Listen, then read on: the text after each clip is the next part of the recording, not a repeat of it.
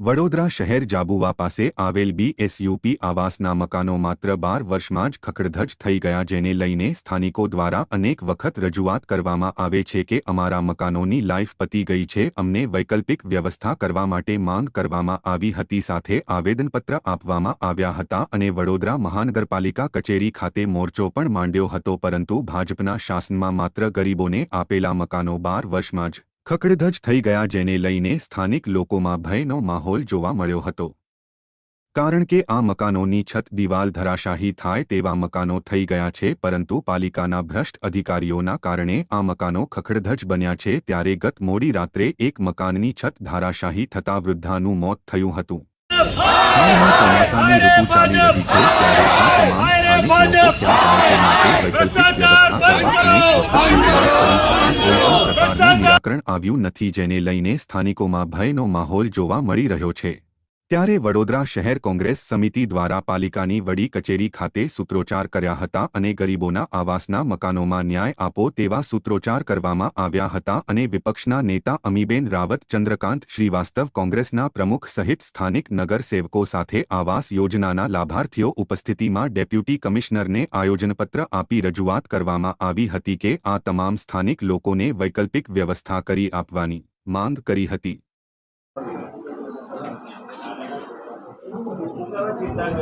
ભાજપના કુશાસનમાં માનવતા તો મરી પરવાડી છે, પરંતુ આજે જે ગરીબો જે જર્જરિત મકાન અને જાંબુવા ખાતે બીએસયુપીના જે મકાનો, આજે એ મકાનનું આયુષ્ય 50 વર્ષથી વધારે હોવું જોઈએ, પરંતુ 10-12 વર્ષમાં જે મકાન ખખડધજ હાલતમાં થઈ ગયું, જર્જરિત થઈ ગયું, તો વિચાર કરો કે આજે રાતોરાત આ લોકો જીબીવાળા જેને વીજ કનેક્શન કાપી દે અને કોર્પોરેશન સત્તાધીશો નિર્ભયતાની નોટિસ આપે છે, પરંતુ આ ગરીબો માટે કોઈ વૈકલ્પિક વ્યવસ્થા નથી કરતા।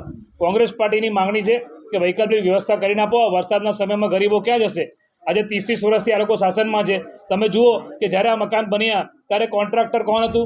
એ કોન્ટ્રાક્ટર 100% પ્રત્યક્ષ કે પરોક્ષ રીતે ભાજપ સાથે સંકળાયેલો જ હશે અને એટલા માટે જ એને કોન્ટ્રાક્ટ મળ્યો હશે। અને એવું તો કેવું લો ક્વોલિટીનું મટીરિયલ વાપર્યું, એમાં કેવો ભ્રષ્ટાચાર કર્યો કે 10-12 વર્ષમાં જ મકાનની હાલત આવી ખખડધજ થઈ ગઈ છે।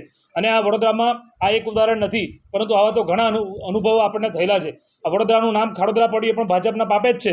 આજે વડોદરા શહેરમાં ભૂવા પડે, રોડ રસ્તામાં ભ્રષ્ટાચાર, મકાનોમાં ભ્રષ્ટાચાર, એટલે ભ્રષ્ટાચાર કરીને ભારતીય જનતા પાર્ટી અને આ લોકો સત્તામાં બેસીને અભિમાન અને જાડી જામડીના થઈ ગયા છે કે ગરીબોનું પણ વિચારતા નથી, એમના પેટનું પાણી પણ નથી હલતું। ત્યારે કોંગ્રેસ પક્ષ આજે રજૂઆત કરવા આવ્યું છે। કોંગ્રેસ પક્ષના અમારા તમામ કાઉન્સિલરો ભેગા થઈને આજે રજૂઆત કરી છે કે આ ગરીબોને વૈકલ્પિક વ્યવસ્થા કરીને આપો। જે તે એક સમયે કોન્ટ્રાક્ટર કોણ હતો એને બ્લેક લિસ્ટેડ કરો અને એની સામે હત્યાનો ગુનો દાખલ કરો। અને આજે સવારે બીજું પણ મરણ થયું છે, એટલે 2 વ્યક્તિનું મૃત્યુ થયું છે। જે અધિકારીએ આ વ્યક્તિને કોન્ટ્રાક્ટ આપ્યો એ અધિકારી સામે પગલાં લો, આ કોંગ્રેસ પાર્ટીની માંગણી છે અને રજૂઆત કરવામાં આવી છે।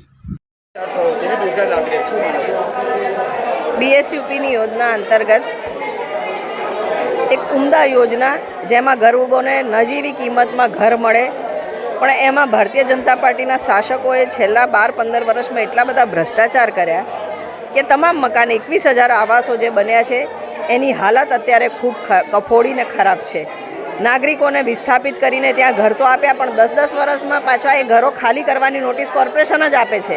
તો શું આરસીસી ફ્રેમ સ્ટ્રક્ચર 2,000 રૂપિયાથી 2,200 રૂપિયાની બાંધકામની કોસ્ટ એ જમાનામાં, જ્યારે 2,200 રૂપિયામાં તો બિલ્ડર સૌથી પ્રીમિયમ ક્વોલિટીના મકાનો જમીન સાથે ત્યાં સ્ક્વેર ફીટના ભાવે વેચતા હતા, એવા મકાનો 10 વર્ષમાં પડી જાય। એક માટીનું ઘર બી સારું બન્યું હોય તો 10 વર્ષમાં ના પડે। આ તો આરસીસી ફ્રેમ સ્ટ્રક્ચરના મકાન હતા। ત્યારે આ તમામ પ્રોજેક્ટ્સ પર વિજિલન્સ તપાસની માંગણી કરી છે।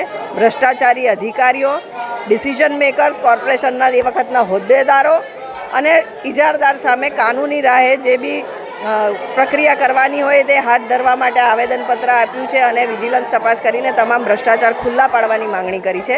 સાથે આ ગરીબ 928 કુટુંબો કોર્પોરેશનના પાપે બેઘર જવા જઈ રહ્યા છે।